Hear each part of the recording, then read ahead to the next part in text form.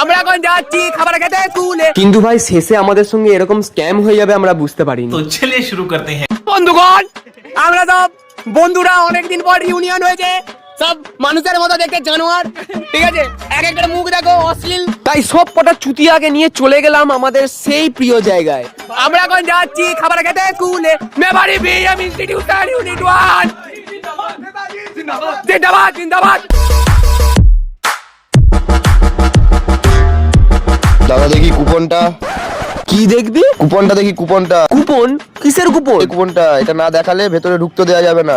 रुको जरा मालिक के ये वल खोगा इससे निकल रहा हूँ।